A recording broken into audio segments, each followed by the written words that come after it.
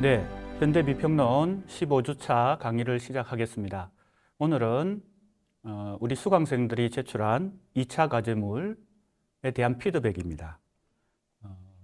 교재 요약 부분은 건너뛰고 나름의 생각 부분을 가지고 피드백을 진행하겠습니다.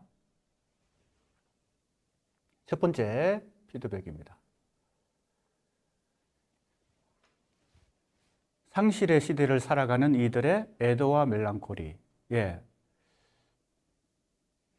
이 상실의 시대는 무라카미 하루키의 작품이고요. 한국에 번역되어서 상당히 선풍적인 인기를 끌었는데, 무라카미 하루키의 작품들이 대체로 한국에 많이 번역되고 또 독자층을 확보해서 많이 수용되었습니다. 90년대 중반 이후에 젊은 한국의 작가들도 하루키의 영향을 많이 받았다. 이렇게 지금 평가되고 있는데 한번 살펴보겠습니다. 무라카미 하루키의 1973년의 핀볼이 리얼리즘에 대해서 반대를 표명하는 낭만주의적인 작품이라는 고진의 지적을 읽고 나서 떠오른 것은 하루키의 히트작인 상실의 시대. 원제목은 노르웨이의 숲인데요. 대체로 낭만적인 성격을 띠고 있으나 상실의 시대만큼은 낭만적인 경향에서 벗어난 현실적인 이야기를 바탕으로, 이 학생의 나름의 생각은 무라카미 하루키의 상실의 시대가 현실적인 이야기다. 즉 낭만주의와 지금 리얼리즘이 지금 대립 개념으로 지금 이 학생의 발표문에는 설정이 되어 있습니다. 주인공은 고등학교 때 친하게 지내던 기츠키의 자살 소식을 듣고 기츠키의 애인이자 친구였던 나오키와도 멀어지게 된다. 남자친구의 죽음으로 고통스러워하던 나오코는 대학생 때 와타나베와 재회하여 교제를 이어나가나 끝내 상태가 악화되어 자살을 통해 생을 마감한다. 그러면 이러한 전체적인 작품의 줄거리가 리얼리즘과 낭만주의라는 대립 속에서 어떻게 이 학생이 해석하고 있는지 그것이 핵심이 되겠습니다. 기츠키의 죽음은 어떠한 직접적인 원인도 독자에게 제공되지 않는다. 상실을 겪었음에도 불구하고 나오코가 끝내 자살을 선택한 것과는 달리 와타나베는 살아갈 희망을 찾아 나간다. 우리가 수업 시간에 공부한 애도와 멜랑콜리에 대한 프로이트의 정신분석적 관점, 그것을 이제 이 등장인물들의 상황에 적용을 해볼 수 있겠습니다.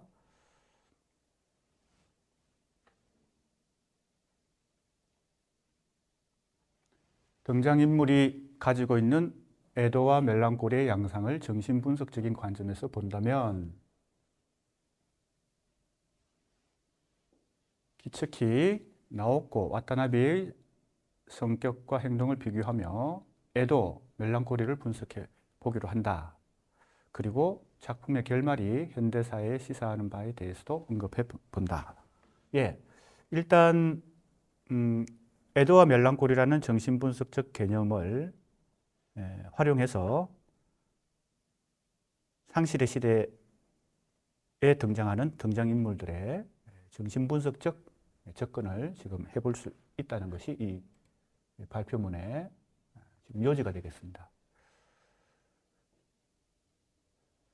그가 느꼈던 감흥이 반드시 멜랑콜리라고 판단할 수는 없더라도 생전에 이렇다 징후가 없었다는 점, 냉소적이었다는 묘사를 통해 욕망의 원인을 찾지 못해서 내면적으로 우울을 느끼고 있었을 수도 있다. 이것은 어느 정도 이제 추측으로 접근하는 것이긴 한데 멜랑콜리가 가지고 있는 여러 가지 정신분석적 그 메커니즘, 그것이 키츠키의 자살과 연관이 있다라고 이제 해석을 해보는 것입니다. 여기 우울이 바로 멜랑콜리에 해당되겠죠. 그 다음에 그 중요한 메커니즘 중에 하나가 욕망의 원인을 찾지 못했다. 이것도 우리가 락강의 멜랑콜리 분석 관점, 물론 락강은 멜랑콜리에 대해서 정식으로 분석을 한 그런 적은 없지만 락강의 여러 관점들을 가지고 정신분석적으로 이 멜랑콜리를 이제 추적해 보면 욕망의 원인을 상실했다. 이게 바로 대상 A인데요. 대상 A가 욕망의 원인이자 대상이다 그랬죠. 외부에 있는 대상은 그 자체로 욕망의 대상이 되기보다는 이 주체의 이 심리 혹은 무의식, 욕망의 내면적 원인이 먼저 존재해야 외부의 대상이 욕망의 대상으로 성립한다. 이것이 이제 락강적 관점이죠. 그러니까 원인이 사라지면 외부의 어떤 대상도 욕망의 대상이 되지 못하니까 그것이 바로 멜랑콜리 혹은 우울의 원인이 된다는 그런 락강적 관점입니다. 그래서 이제 추측을 하는 것인데요. 현대인들의 모습과도 비슷하다. 키츠키가 느꼈던 것은 단순한 사랑하는 것에 대한 상실감이었을 수도 있고 냉소적인 태도에서 지제의 락강의 이론을 통해 언급한 상실로 착각한 결여일 수도 있다. 예, 이것도 우리가 이제 수업 시간에 공부한 것입니다. 지제의 멜랑콜리 분석은 일종의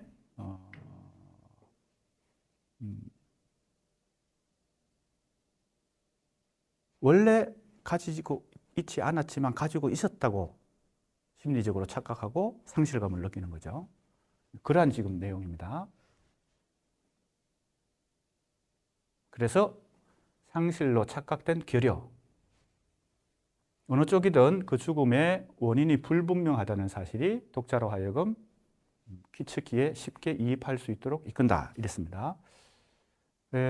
죽음의 원인이 불분명하기 때문에 독자들이 어떻게 그죠? 매혹된다. 뭐 그런 뜻인데요. 하루키 작품이 가지고 있는 일종의 독자들을 흡입하는 요소와도 관련된다고 볼 수 있겠습니다. 단순히 개연성 없는 죽음으로만 느껴지지는 않는다. 이렇게 돼 있고요. 연인인 나오코와 친구인 와타나베는 키츠키의 죽음으로 인해 멜랑콜리를 겪게 된다. 그들은 연인이자 친구를 잃게 되었고 재회하게 될 때도 상실감을 지우지 못했다. 아마 이러한 이 작품의 내용 때문에 번역본의 제목이 상실의 시대라고 아마 제목이 붙은 이유도 거기 있는 것 같습니다. 그 뒤 연인관계를 시작하는 것은 에도의 과정과 맞다 보이나, 예, 이것도 이 학생이 상당히 우리가 수업 시간에 공부한 여러 가지 에도와 멜랑콜리에 대한 개념을 잘 이해하고 이 작품에 적용하고 있다고 볼 수 있겠습니다. 왜 에도의 과정일까요? 상실한 대상과의 동일시에서 벗어나서 다시 새로운 사랑 대상을 찾을 수 있다는 점에서 이건 멜랑콜리가 아니라 에도의 어떤 메커니즘, 심리적 구조로 이해될 수 있다는 거죠. 그러나 교제 이후로도 여전히 우울해서 회복하지 못한다. 특히 와타나베와의 관계 이후 요양소에서 치료를 받게 된 나오코의 경우에는 와타나베보다도 훨씬 멜랑콜리 상태에 침전되어 있다. 예.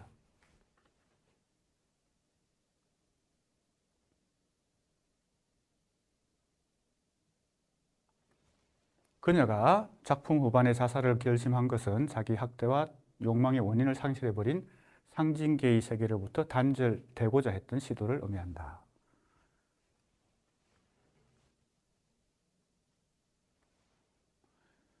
와타나베는 에도의 범주로 복귀한다. 그래서 이제 욕망의 원인을 다시 회복하는 것으로 보는 거죠. 와타나베의 경우는요. 멜랑콜리에서 에도의 과정으로 이야기한 원인으로는 수업 시간에 알게 된 미도리라는 학생과의 교제도 영향이 있고, 나오코와 만난 때 나오코가 그의 족쇄를 풀기 위해 취한 행동도 영향이 있다. 마지막으로 나오코와 만날 때 족쇄를 풀기 위한 행동. 와타나베는 키츠키의 죽음을 통해 죽음이라는 것이 삶의 일부를 차지한다는 사실을 지각했기 때문에 에도로 복귀할 수 있었다. 예, 이 해석도 상당히 우리가 생각해 볼 만한 부분인데요. 죽음도 삶의 일부다라는 것을 지각했기 때문에 에도로 복귀할 수 있었다. 예.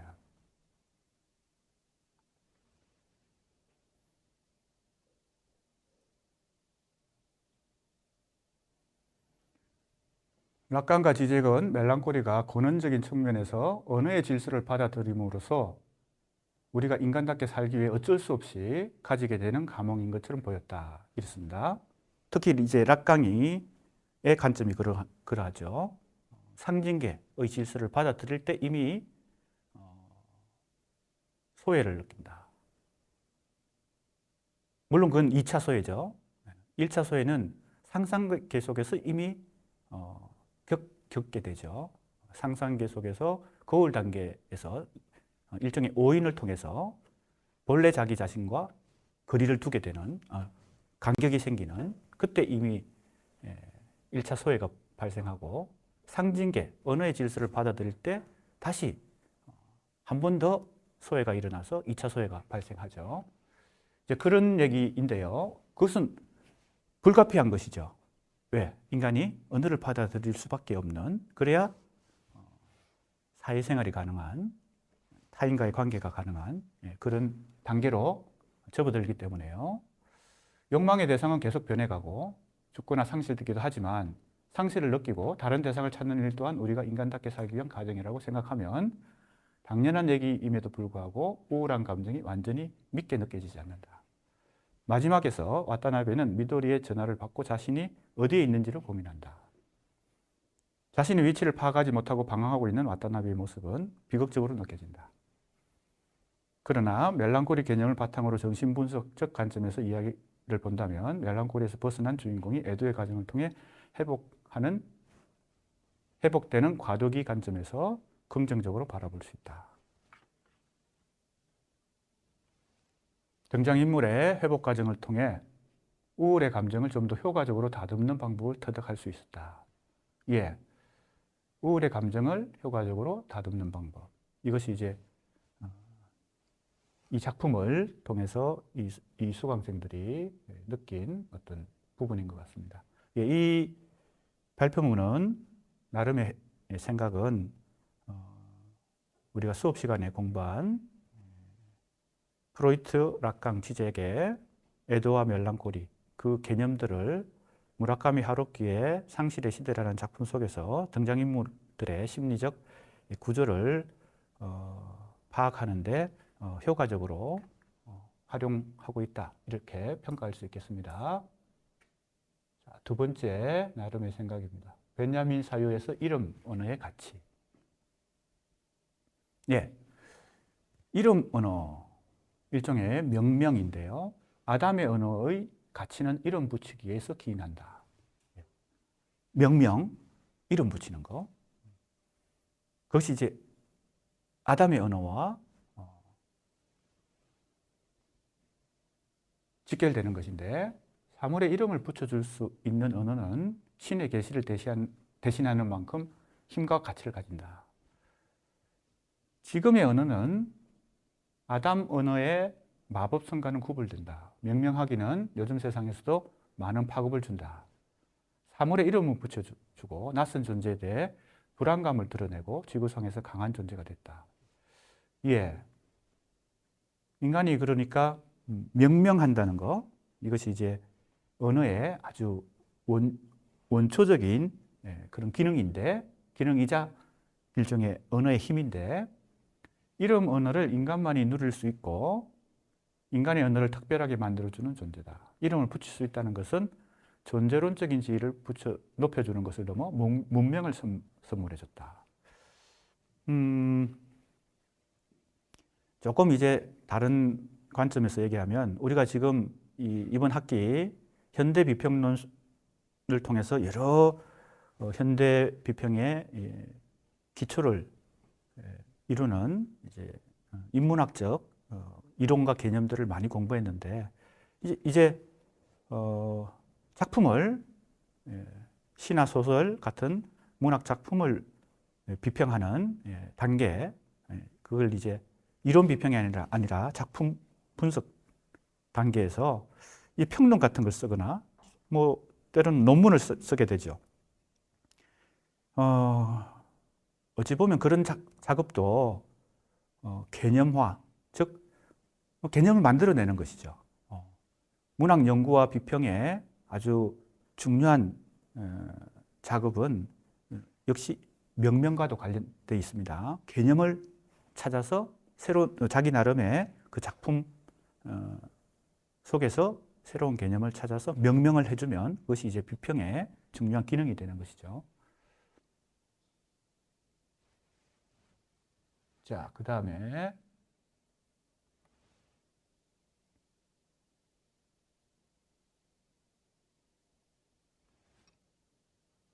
그래서 인간의 존재론적 지위와 문명을 선물해주는 이 이름 언어에 대한 자신의 생각을 이렇게 수술을 했습니다. 문명은 그렇게 진보했다. 복잡한 세상의 원리를 규명해 명명함으로 뭐 아인슈타인의 상대성 이론도 예를 들고 있고요. 원인을 규명해서 명명하는 것이고. 자, 유스창에서 MG 단어를 쉽게 찾을 수 있다. 2030 세대의 행동을 MG라는 이름으로 명명하고 원인을 대입한다. 이제 구체적인 이제 우리 문화 현상 속에서 최근의 문화 현상 속에서 이 명명하기를 지금 이제 거론하고 있는데요. 보궐선거 이후 이대녀, 이대남이라는 단어, 뭐 이런 것들도 우리 문화 속에서 쉽게 접할 수 있는 일종의 명명인데, 이름 붙이기인데, 이름을 붙이면 현상이 설명된다. 뭐 이런 지금 얘기입니다. 이름을 붙이고 생각하는 일은 편한 일이다. 하지만 그만큼 실체에서 멀어진다. 이런 이제 생각은 언어가 가지고 있는 어떤 이면, 그러니까 언어가 중요한 능력과 힘을 가지고 있지만 특히 명명하기는 이 명명하기로 인해서 실체가 가려질 수도 있다는 거죠. 그래서 이제 장점과 단점 이런 것을 지금 지적하고 있는 것 같습니다.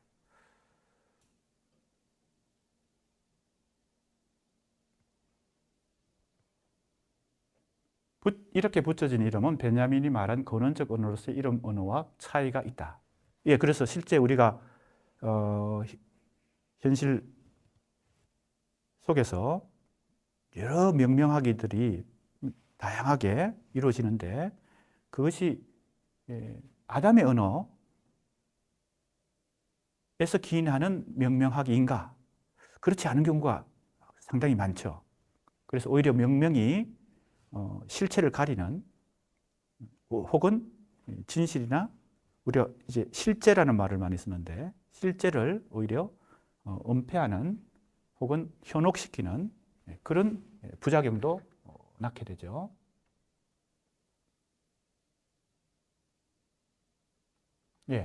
여기 보면 이런 얘기도 하고 있습니다. 이름 붙여지는 것에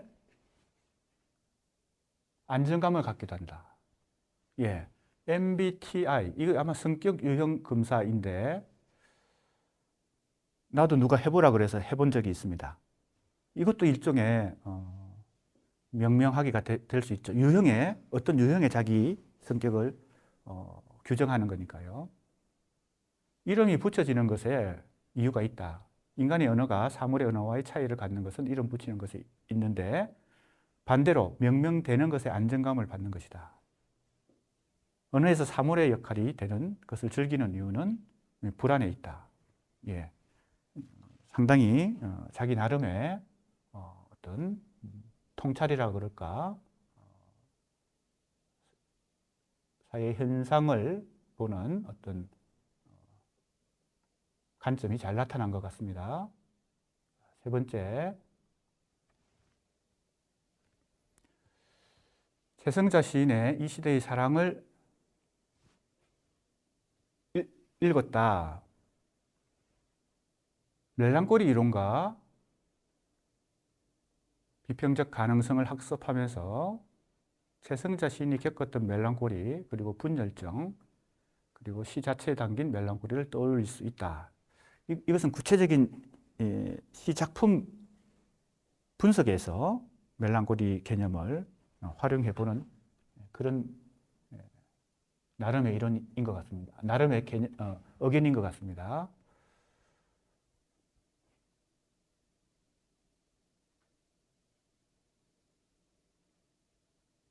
흐르는 물처럼 니코틴에 엉키는 카페인처럼 삶을 잡는 죽음처럼, 예.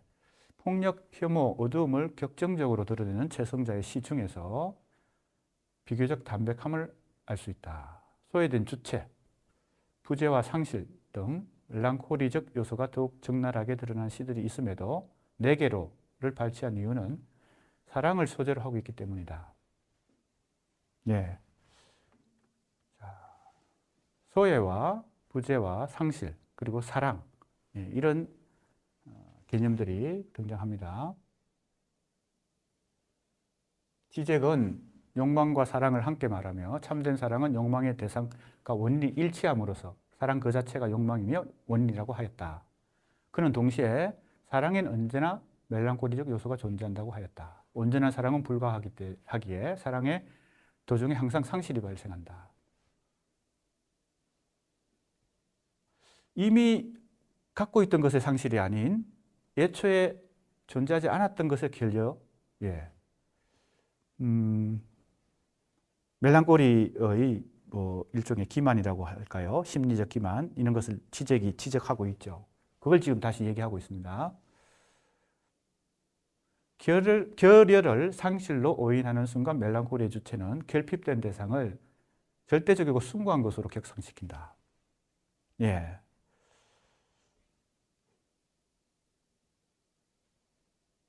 자신의 방식으로 소유한다. 그래서 실제로 사랑하는 대상을 가지지 못했더라도 상실함으로써 그것을 영원히 소유하는 그런 어떤 멜랑콜리의 메커니즘을 지적하고 있죠. 그런 요소도 아마 이 작품을 이해하는 데 도움이 된다고 아마 생각하는 것 같습니다. 최성자의 네 개로를 위와 같은 관점에서 보면 사랑이라는 소재, 사랑보다는 욕망에 가까운 것으로 느껴지고, 온전한 사랑이 결핍되는 순간에 대상이 존재하지 않은 욕망이기 때문이다.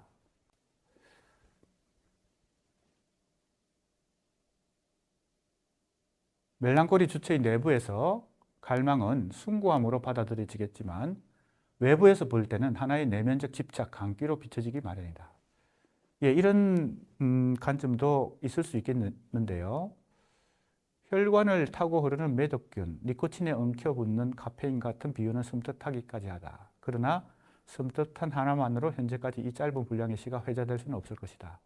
노골적인 비유는 사랑이라는 소재를 바탕으로 내면 깊은 곳의 결핍, 멜랑콜리라는 하나의 정상을 지면 위에 승화시킨 것이다. 숭고한 사랑으로 왜곡될 수 있는 결여를 객관화한 표현을 사용하여 독자들의 정서를 자극한다. 예. 자, 숭고한 사랑으로 지적의 관점에서 보면 이것은 일종의 기만인데, 숭고한 사랑, 그것을 결여로 오히려 지극히 객관적인 표현으로 독자들의 정서를 자극한다라고 지금 분석하고 있습니다. 이 작품이 왜 독자들에게 어필하느냐 하는 그 분석입니다. 독자들의 정서란 섬뜩함이 될 수도 있고 그저 와 하는 막연한 느낌일 수도 있다. 벤야민의 미메시스 혹은 유사성 개념을 차용하였다. 이런 지금 표현이 있는데요. 이러한 마음의 움직임의 원인을 설명하기 위해 이제 벤야민을 지금 또 미메시스 개념을 활용하고 있네요. 미메시스 능력의 사용에 대한 강압은 역설적이게도 미메시스 능력의 발휘를 통해 해방될 수 있다. 예. 이건 이제 벤야민의 관점인데요. 최승자의 시는 벤야민의 설명과 비슷한 구조로 억압된 무의식을 종이에 드러낸다. 승부함, 절대성, 영혼성 뒤에 감춰진 결핍으로 인한 엉켜붙음, 내면적 집착을 멜랑콜리를 통해 지면 위에 드러내었다. 정상 자체에서 오는 격정적인 글을 쓴 것이 아니라 객관화되었고 노골적인 표현을 통해서 사랑 뒤의 본질, 욕망을 일으키기 행위의 주체들이 받아들일 수 있게 하겠다. 예, 그래서 최승자의 시가 보통 우리 서정시에서 발견할 수 있는 그런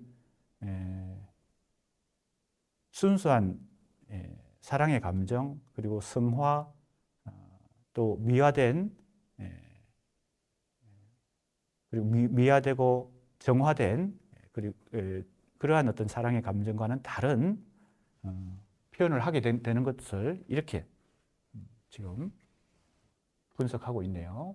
상당히 나름대로 일리가 있는 그런 분석인 것 같습니다. 자, 그 다음 나름의 의견입니다. 프로이트의 애도와 멜랑콜리라는 이 논문에 대해서 언급하고요. 이것은 오타인 것 같습니다. 이 애정은 오타입니다. 동일 시로의 태행, 애정 병존, 가학정. 그의 연구 태도는 심층적 구조를 밝히는 점에서 구조주의적 시선을 띠고 있다. 프로이트의 멜랑콜리가 사랑, 그 아래에 있는 욕망과 관련이 있다고 생각하여 집중적으로 의견을 피력한다.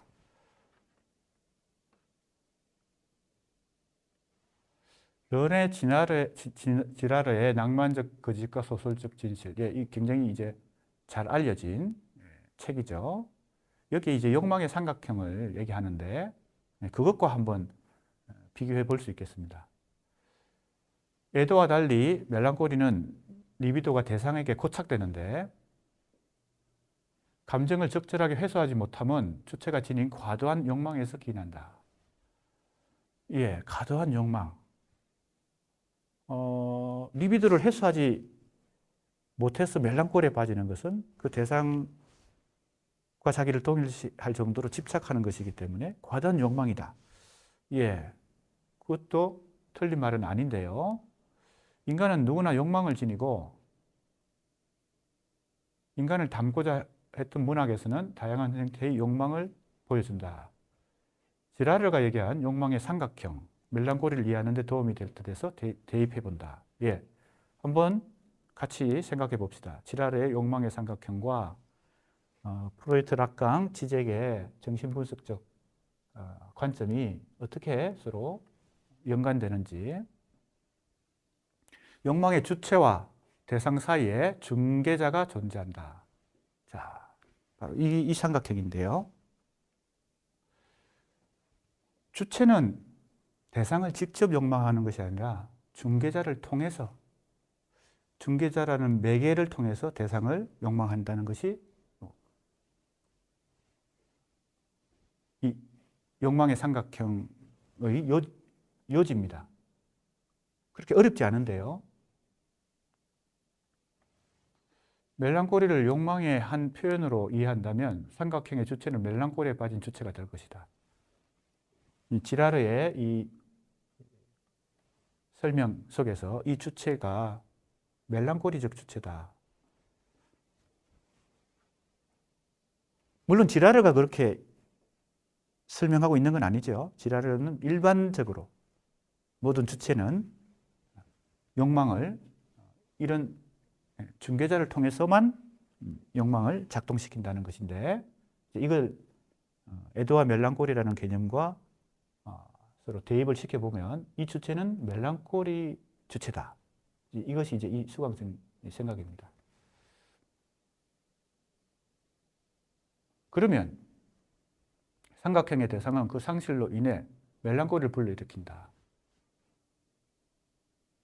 그 사이의 중개자는 어떠한 위상으로 이해할 수 있을까? 프로이트의 대상의 그림자에 대입하여 실제적으로 멜랑콜리에 있어서 대상은 없는 것과 마찬가지인데 그럼에도 삼각형이 유지될 수 있는 것은 주체가 대상을 여전히 존재한다고 믿기 때문이다. 이때 주체는 대상의 그림자를 붙잡는다. 예, 주체와 대상의 관계, 그림자. 자, 멜랑콜리에 빠진 주체는 대상이 상실되었음에도 불구하고 대상을 집착하는데 대상에 대한 사랑을 거두지 않는데 그것은 이 대상은 지금 현존하지 않기 때문에 대상의 그림자를 지금 욕망한다 혹은 사랑한다 이렇게 볼 수 있겠죠. 그런데 이제 이 지라르의 이 중개자가 정신분석적으로는 어떻게 설명되는지가 이제 사실은 중요한데요. 그걸 어떻게 설명하는지 봅시다. 삼각형은 다음과 같이 변화한다. 예.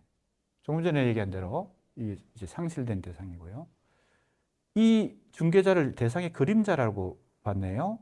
그럼 이제 이 대상은 상실되었지만 이 대상을 계속 사랑하는 욕망할 수 있는 것은 이 중개자가 대상의 그림자로 작용하기 때문에 이 주체가 대상의 그림자를 욕망하게 되는 이렇게 이제 대입을 시켜보았습니다. 상당히 흥미있는 그런 관점인데요. 주체는 대상의 그림자와 자신을 동일시하고 결과적으로는 비틀린 욕망을 표출하게 된다.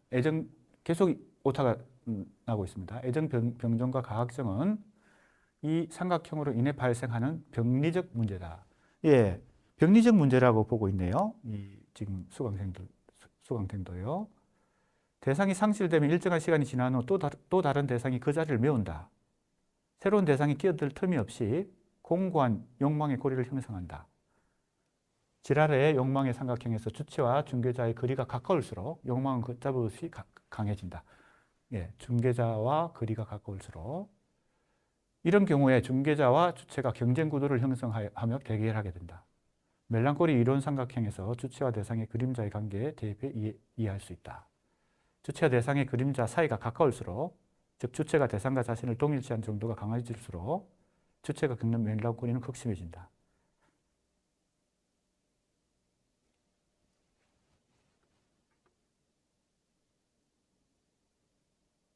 멜랑콜리가 건강한 방식이 아니다. 이제 프로이트의 관점이 그러한데요. 애도는 상실을 극복하고 일상으로 복귀한다는 점에서 욕망의 대상을 찾는다는 점에서 건강한 방식이다. 이 수강생은 이제 프로이트의 관점에 동의하는 것 같습니다. 이제 우리가 수업 시간에 이 멜랑콜리에 대해서 긍정적으로 보는 관점도 있다. 그죠? 반드시 이걸 병리적으로 또 병적으로 보지 않고 오히려 그것이 윤리적으로 윤리적으로 더 바람직한 방법이라고도 보는 관점이 있을 수 있다는 얘기를 했죠. 문학과 예술의 입장에서는 긍정적인 역할을 수행했다. 실제로 주인공 작가 중에 멜랑콜리를 겪는 것처럼 보이는 인물이 상당수 존재한다. 우리의 경험과도 연결되는데 대상의 상실을 겪어보지 못한 사람이 세상에 없을 것이기 때문이다. 모든 사람들은 때론 무엇을 상실했는지 모른 채 애도와 멜랑콜리 속에서 삶을 이어간다. 멜랑콜리를 승화시켜 책에 담는 행위가 훌륭한 작품을 탄생시키는 이유는 멜랑콜리가 무의식 속에 작용이 있기 때문에 스스로 자신의 상태를 정확히 진단할 수 없기 때문이다. 예. 이것은 이제 멜랑콜리에 빠진 사람이 그것을 다른 창조적 행위로 전환했을 때 우리가 흔히 이제 그런 것들을 많이 주변에서 혹은 자신의 경험에서 발견할 수 있게 됩니다. 우리는 다시 문학을 통해 이 기억들을 정화하고자 한다. 이청준의 작품을 예를 들고 있습니다. 강렬히 묘사되는 문학과 언어가 지니는 정신적 외상치유 기능. 예. 이것은 이제 우리가 흔히 지금까지 많이 이제 경험했고 또 잘 알고 있는 내용인데 그것을 이제 정신분석적 개념을 통해서 조금 더 구조적이라는 말은 심정적으로, 그죠? 표면적으로 나타난 현상만을 이해하는 것이 아니라 그 현상을 만들어낸 그 현상을 생성시킨 이 심층적 메커니즘을 이해하는 것. 이게 이제 기본적으로 구조적 이해거든요. 구조적 탐구거든요. 정신분석학이 그러한 구조적 연구의 대표적인 여러 뭐 정신분석 외에도 많이 있지만 것이죠.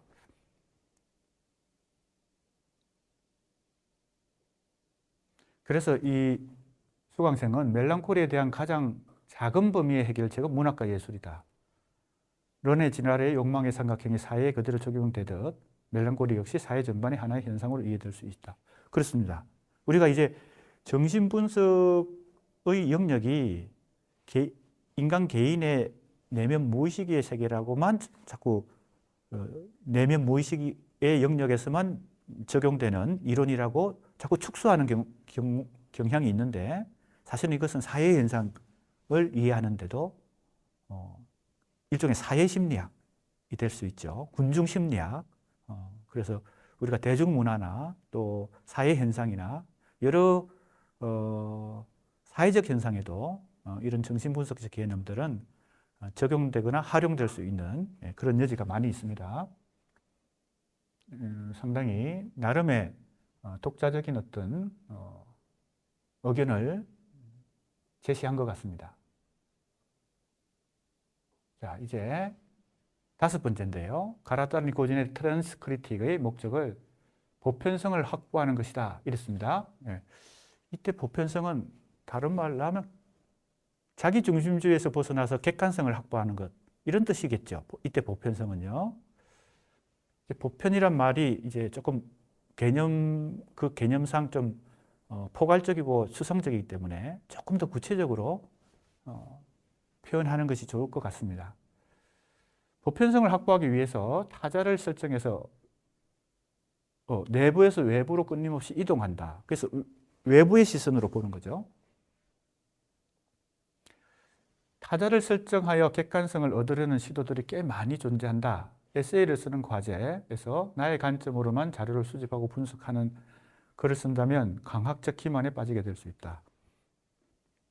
이를 막기 위해서 타자를 설정해서 시차를 확보해야 된다. 타자는 주변 친구들이나 지도 교수님이 될 수 있다. 내가 기존에 가지고 있던 생각과 그들이 준 피드백을 비교 분석하는 것, 이것도 시차를 확보하는 것. 그렇습니다. 우리가 작품을 같이 토론한다든지, 지금 이 피드백도 마찬가지인데, 자기가 수강생들이 쓴 자기의 의견을 이제 교수가 피드백해 주는 것도 좀 더 객관적인 어떤 평가를 시도하는 것이고, 그것은 외부의 시선을 도입하는 것이라고 이제 우리가 말할 수 있고요. 그래서 이런 트랜스크리틱은 우리가 우리 생활 곳곳에서 발견할 수 있습니다. 자,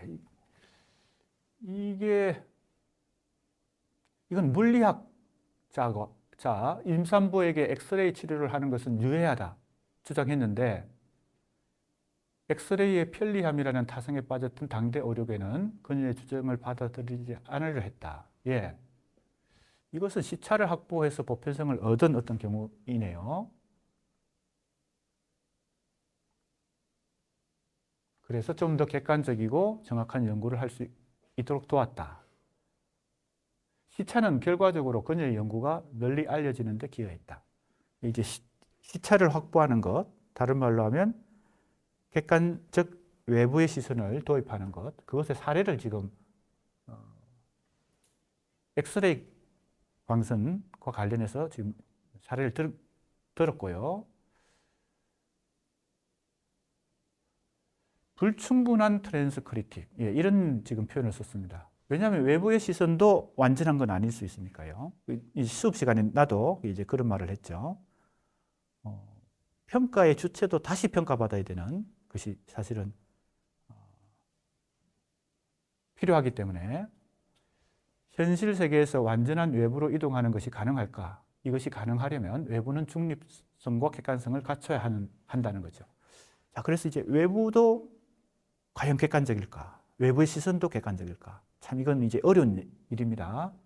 일단 자기 중심적 관점에서 벗어나서 외부의 시선을 도입하는 것은 트랜스크리틱이죠. 그래서 그것은 시차를 확보하는 것인데 그 외부의 시선도 다시 트랜스크리틱을 해볼 필요가 있죠. 끊임없는 외부의 시선을 도입해야 좀 더 객관성에 도달할 수 있을 텐데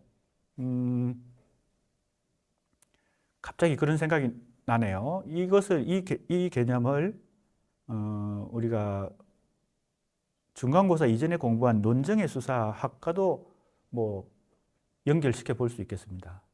바로 평가의 주체가 청중인데 청중은 크게 둘로 나눠지죠. 특정 청중과 보편 청중으로 나눠집니다. 개인은 언제나 특정 청중일 수밖에 없죠. 그러나 보편 청중에 도달하려는 노력이 필요한데 그 보편 청중은 바로 특정 청중의 자기 중심주의를 계속 벗어나서 보편에 도달하기 위한 그런 노력이겠죠. 그래서 보편 청중이란 개념도 사실은 지금 이 트랜스크리틱과 접목을 시켜볼 수 있습니다. 논정의 수사학과 가라타니 고진의 트랜스크리틱을 접목시켜보는 것도 가능한 일인 것 같아요. AI를 판단의 보조 도구로 도입하는 시도가 있다. 이게 최근에 상당히 광범위하게 우리 사회에서 진행되고 있는 지금 사례를 들고 있습니다. 인공지능은 수학적인 메커니즘과 데이터에 따라 작동한다. AI가 객관적이다라는 명제가 참이라면 타자 외부를 설정함으로써 트랜스크리틱이 더욱 정교해질 것이다. 어쩌면 트랜스크리틱이 대중들에게 더욱 보편화될지도 모른다. 이 AI를 활용하게 되면 이것도 트랜스크리틱이 될 수 있다는 것인데 AI가 객관적이라는 것이 이 명제가 참여만 되는데요. 여러 언론 보도를 보면 이 AI가 어떤 판단을 내릴 때 그것도 편견이 젠더적인 관점이든 뭐 어떤 특정한 관점에서 편견을 보였다라고 이제 보도가 되는 것을 접한 적이 있습니다. 그런 점에서는 이 AI도 완전히 절대적인 타자 혹은 객관적인 외부의 시선이 아닐 수도 있죠. 그렇기 때문에 우리가 다시 그 AI까지도 다시 평가 받아야 되지 않을까 이런 생각이 드네요. 그러나 완전히 객관적인 것처럼 보이는 AI도 사실은 그렇지 않다는 점은 외부에서 타자의 시선을 확보하는 것이 힘들다는 점을 시사한다. 예, 이 수강생들도 지금 내가 얘기한 그런 관점으로 지금 자신의 의견을 제시하고 있습니다. 데이터도 AI가 수집하는 데이터도 현실 세계에서 수집된 것이기 때문에 완전히 객관적이지 못하다. 그래서 이제 언론 보도에서 나오는 그 AI가 뭐 예를 들면 그죠? 인종 차별적인 어떤 판단을 내리거나 성차, 젠더의 어떤 고정관념을 가지고 또 판단을 내리거나 이런 경우들이 있어서 뭐 AI 프로그램을 폐기 처분했다. 뭐 이런 보도가 나온 적도 있는데 아마 그런 지금 상황을 얘기하고 있는 것 같습니다. 수학이나 언어학 같은 학문 간에 트랜스크리틱을 하더라도 내부와 외부 간의 시차를 인지하고 판단하는 것은 결국 사람이 하는 것이다. 그래서 이 AI의 그 데이터를 수집하는 것도 설정을 어떻게 하느냐에 따라서 그 달라질 수 있죠. 그 자료 자체가 어떤 자료를 제공했냐에 따라서 달라질 수 있기 때문에 AI도 절대적이지 않다는 지금 그런 얘기입니다. 결국 사람이 그 프로그램을 설정하는 것도 인간이기 때문에 그래서 가라타니 고진이 이동의 끊임없는 반복을 강조했다. 이동의 횟수가 늘어날수록 보편성의 정도는 더 커진다. 그래서 외부로의 이동을 반복하려면 여러 분야의 학문을 아는 것이 큰 도움이 된다. 그래서 이제 가라타니 고진이 이렇게 다양한 철학, 경제학, 정치학 등을 두루 섭렵했던 것도 바로 이런 트랜스크리틱을 실천했다. 그래서 이걸 우리가 소위 말하는 학제적, 그죠? 학문 영역 간을 가로지르는 이 탐구, 이걸 학제적이라고 그러고, 요즘은 이걸 뭡니까? 융합이라는 용어를 더 많이 쓰죠. 그래서 우리 대학교에서도 융합학문이라는 것이 굉장히 많이 지금 실천되고 있는 그런 상황이죠. 한 가지 학문을 집중해서 공부하는 것은 그 분야의 전문성을 키우는 데 도움이 되지만 여러 분야의 학문을 공부하는 것이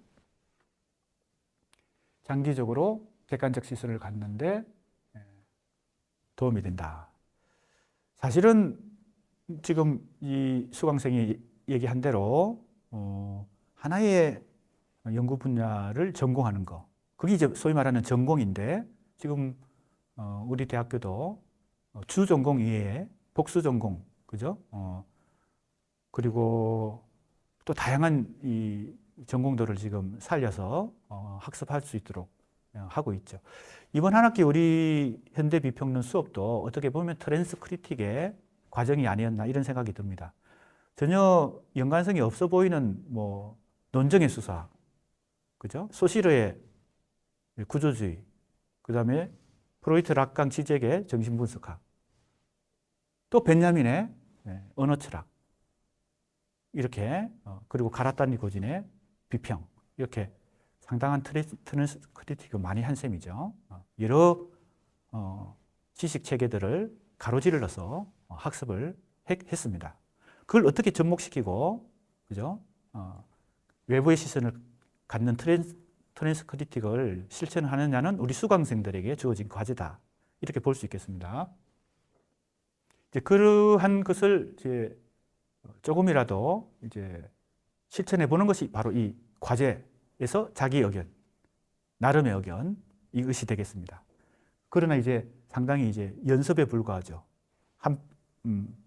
A4 한 장 정도, 한 장 이상의 분량으로 지금 자기 의견을 제시하는 것이기 때문에 이 1차 과제와 2차 과제에서 자기 의견을 제시한 것을 더 발전시켜서 앞으로 이번 학기 수업이 끝나더라도 이 현대 비평론에서 공부한 내용들을 자기 학습에 활용할 수 있도록, 그래서 트랜스크리틱을 계속 주도적으로 자기 학습을 통해서 실천할 수 있도록 하면 좋겠습니다.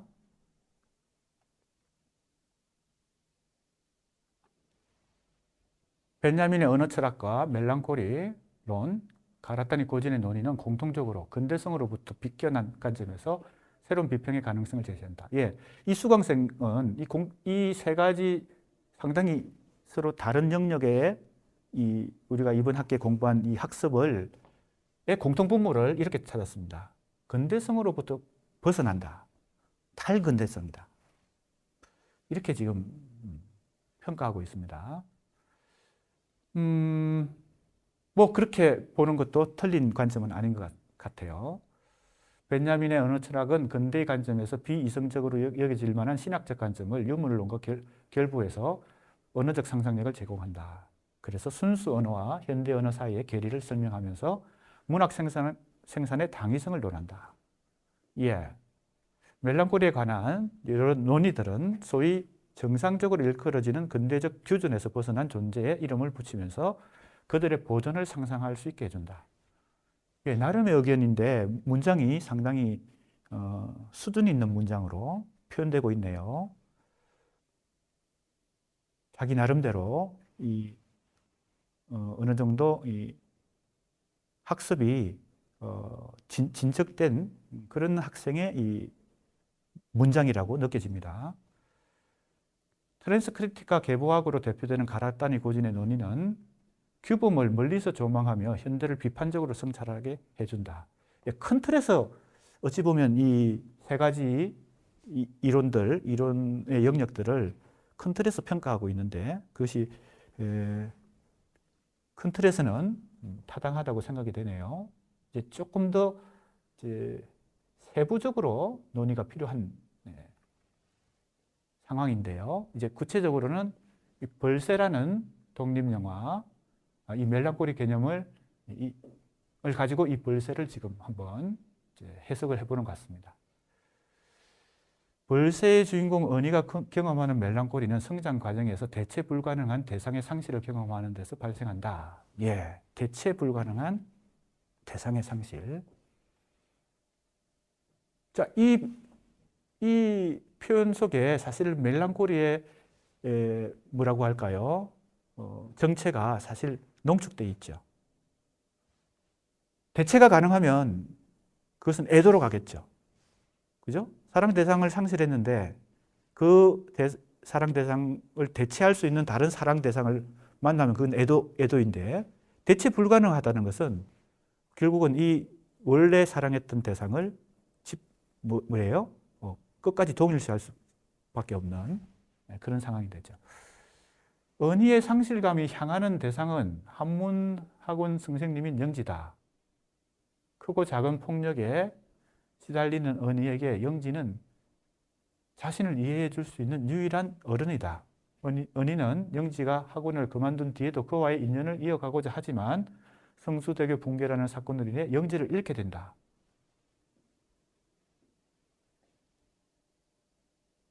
어느 날 영지가 알려준 방식처럼 10개 손가락을 가만히 보면서 상실의 슬픔을 이겨내려는 모습, 영지를 상실한 슬픔을 영지의 흔적으로 지워보려는 모습에서 은희와 영지 사이의 동일시 발생의 암시를 발견하는 것은 큰 무리는 아니다. 예. 이 두 등장인물의 관계를 통해서 지금 멜랑콜리 개념을 지금 적용해 보고 있습니다. 은희가 경험하는 멜랑콜리적 경험은 현대 한국의 여러 보편적 상실의 경험과도 이어진다. 이렇게 지금 했고요. 이 영화에 대한 일종의 영화 비평적 속성을 갖고 있는데, 이 자기역에는요. 성수대교 붕괴 이후에 한국 사회에서 상실의 경험이 수차례 반복되는데, 월세의 개봉 시점과 멀지 않은 때에 세월호 사건, 그리고 코로나라는 상실의 시대. 그래서 트라우마나 다름없는 코로나는 현재 진행형이다. 역설적이게도 분명한 것은 다시 코로나 혹은 세월호 이전으로 돌아갈 수 없다. 한국 사회를 살아가는 이들은 그 상실은 너무나 거대하면서 치밀하고 상실을 파악하고 있다고 보기 어렵다. 내면을 풀어보자면 코로나 시대를 살아가는 한국인의 욕망하는 대상은 코로나 시대로 진입 이전의 자기 자신이다. 예, 이런 또 나름의 분석을 지금 코로나 시대의 무의식 속에서 겪는 어떤 상실, 그런 게 있겠죠. 그것을 지금 적절하게 지금 지적하고 있습니다. 일상이 비교적 온전하던 당시의 자신에게 동일시한다. 그래서 분열하는 자아는 실존하는 외부의 문제로 인해 일상이 불가역적으로 손상되었음에도 불구하고 자신에 대한 혐오감을 표출하는데, 이것이 바로 자신에 대한 애정병존이다. 이렇게 지금 보고 있습니다. 가학정의 시작, 이게 이제 코로나 브루라고 하는 것을 이렇게 또 이 멜랑콜리의 여러 메커니즘, 구조적 어떤 원인들을 지금 코로나 시대에 겪는 상실, 이것과 연관시켜서 지금 접목해 보고 있습니다. 예, 세월호와 함께 이제 성수대교 붕괴 이후에 우리 사회가 겪는 어떤 트라우마, 그것을 이제 지적하고 있네요. 그리고 팬데믹의 시절. 예. 구체적인 우리 사회 현상을 이제 멜랑콜리 개념과 접목시킨 점에서 인상적인 발표문이었습니다. 다음은 7번째. 벤자민의 언어 철학, 멜랑콜리의 문학 비평적 가능성, 그리고 가라타니 고진의 비평. 이게 이제 우리가 기말고사에 중간고사 이후에 공부한 3가지 단원인데요. 모두 문학 비평에 있어 미처 생각하지 못했던 점을 짚어줬다. 특히 가라타니 고진이 제시한 비평론은 논리적 비약이나 균열을 내포하고 있지만 문학 비평의 영역을 한층 넓힐 가능성을 제시하고 있다. 예. 가라따니 고진의 비평의 스케일이 굉장히 크죠. 물론 이제 거기에 논리적 모순 같은 것도 있고 균열도 있고, 그래서 내가 이제 비판적 검토도 했지만 교재를 통해서 또 강의를 통해서, 그러나 내 입장도 가라따니 고진의 이 철학적 관점, 비평적 관점을 무시할 수 없다. 그걸 우리가 정확하게 이해하고 수용할 건 수용하고 또 비판할 건 비판해야 되겠죠. 타자의 시선으로 비평해야 한다. 그리고 언유로서의 건축이라고 명명한 형식주의의 전통을 해체하려는 시도. 타자성에 대한 강조는 오늘날 문학 비평에서도 유효한 시선이라는 생각이 들었다. 예, 이 타자라고 하는 것은 계속 강조되고 있는데 철학이나 인문학뿐만 아니라 문학에서도 실제 최근에 우리 한국 문학에서도 이 타자가 어떻게 현상으로 등장하나 하면, 최근에 한국 문단에서 주류와 소수자, 정체성에 대한 담론장, 그래서 이제 구체적인 이 작가들을 소개하고 있네요. 정세랑, 김초엽, 장유진.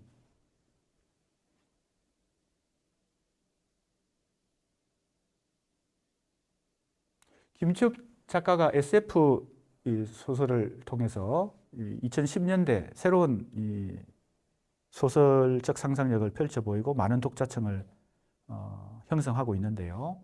이 정세랑이나 장유진 작가들도 지금 여기서 언급하고 있습니다. 타자성은 이들 문학의 등장과 폭넓은 지지의 배경을 설명할 수 있지만 문학 비평하는 데 있어서 유효한 개념으로 적용할 수 있다. 여성 문학으로 호명하고 이와 대비되는 타자성을 남성성으로 설정하는 방식은 단순하고 고리타분한 비평 방식이다.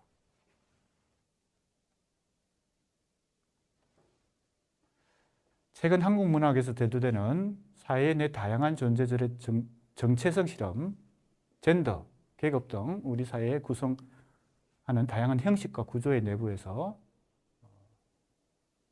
외부에서 오는 타자의 목소리 역시 전해져야 한다.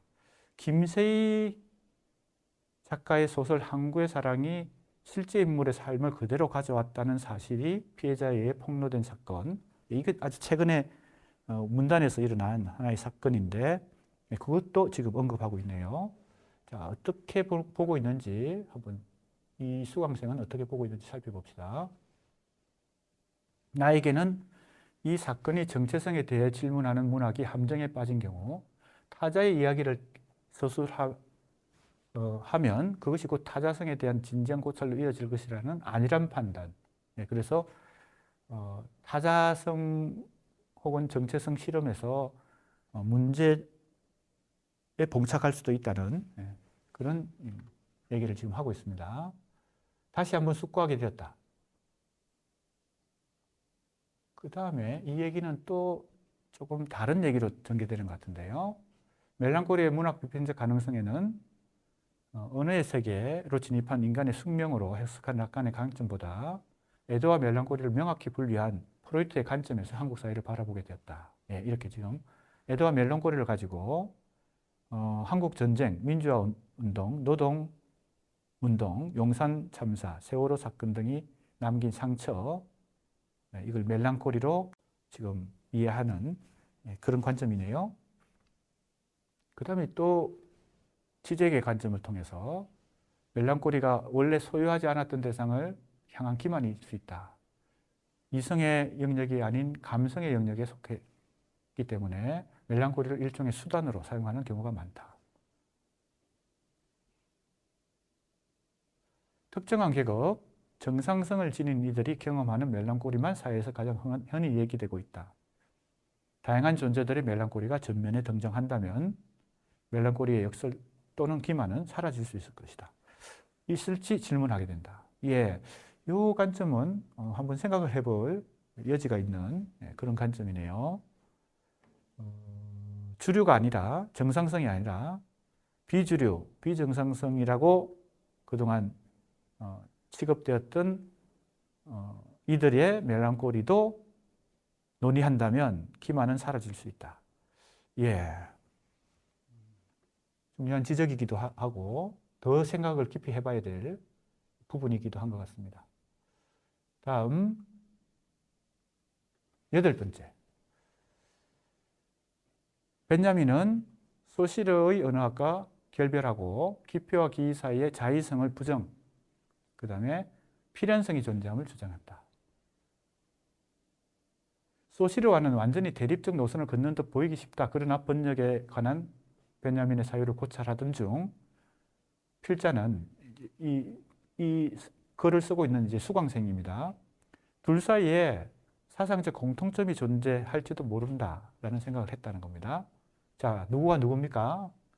벤자민의 언어 철학과 소시르의 언어학.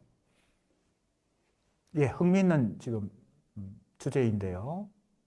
소시르는 구조주의의 관점에서 언어의 체계를 정립하고자 노력한다. 기표와 기, 랑과 빠를, 그 다음에 체계 속에서 관계를 정립한다. 언어를 하나의 구조 속에 구조를 찾아내고자 하는데 구조주의적 언어학이라는 표현도 소시르의 구조주의적 시도는 다양한 학자들에 의해 개성 발전된다. 이렇게 레비스트로스 신화론, 네, 이 레비스트로스의 유명한 책이죠. 그의 인류학 전반에 걸쳐 뿌리내린 구조주의적 경향성이 잘 드러난다. 인류의 본질적 측면을 구조적으로 발견하려고 했다는 것이죠. 그런데 이 얘기가 상당히 흥미있는 어떤 질문을 던져놨는데 그것에 대해서 더 구체적인 얘기가 없는 것 같기도 합니다. 그것이 좀 아쉽네요. 조금 더 각 파트별 의견들이 이제 나올 수도 있겠네요. 자, 한번 봅시다. 필자는 벤자민의 번역 이론이 같은 방법론적 경향성을 공유한다. 복수의 요소로부터 하나의 구조적 규칙을 찾는다. 벤자민의 번역 이론도 그렇다. 번역 행위가 복수의 언어로부터 순결성의 흔적을 찾아내고 훼손된 순수 언어의 정체를 규명하는 것에 목표를 둔다. 언어를 신화해 순수 언어를 구조에 대칭시켜서 벤자민의 번역 이론으로부터 구조주의적 성향을 발견했다. 예, 이것은 지금 내가 이 얘기가 없다고 했는데 사실은 이 글 전체가 이제 그것에 대한 이제 논증인데 이것은 상당히 나름의 어떤 의욕을 가지고 이 공통점을 찾아보려고 하는 소시르의 구조주의 혹은 레비스트로스의 구조주의와 벤자민의 언어 철학이 공통점이 있다라는 상당히 야심찬 어떤 목표를 가지고 지금 이제 그것을 입증하려고 하는 것인데요. 벤자민의 사상에서 구조주의적 성향이 보인다는 것이 이제 핵심적 논지인 것 같습니다. 그런데 벤자민이 찾는 아담의 언어, 이름 언어, 순수 언어, 이것은 구조주의적이라기보다는 더 근원적인 것이죠. 구조주의라고 하는 것은 현상 내부에 존재하는 어떤 규칙을 찾아내는 것이고, 벤자민의 언어 철학은 가장 근원적인 지점에서, 출발 지점에서 존재했던 순수 언어의 원천을 찾는 것이니까 그 발생론적인 차원을 보면 그걸 공통점이라고 보기에 조금 납득이 안 가는 면도 있습니다. 공통부분은 물론 있겠지만 그런 점에서 원천과 구조의 관계는 그것을 일치시키기에는 상당히 차이가 있다. 이런 것도 생각해 볼 필요가 있겠네요. 아무튼 상당히 흥미있는 주제를 가지고 지금 논증을 시도하고 있습니다.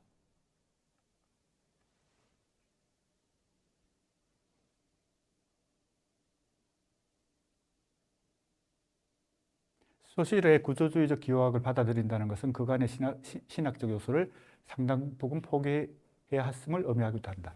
예, 벤자민이 후기 언어 철학에서는 이제 이 마법성, 언어의 마법성을 상당히 희석시키고 현대 언어의 관점인 기표와 기의 자의성에 가까워지는 것 같기도 하죠. 그런 점에서 이제 공통점을 찾아보려고 했던 굉장히 의욕적인 그런 시도였습니다. 뭐 이미 알려진 얘기들을 하는 것보다 이렇게 뭔가 야심차게 새로운 걸 자기 나름대로 발견해서 그걸 입증하려고 하는 시도가 상당히 칭찬할 만한 그런 발표문이었습니다. 예, 그러면 이번 시간은 이것으로 피드백을 마치도록 하고 다음 시간에 한 번 더 피드백 시간을 갖도록 하겠습니다.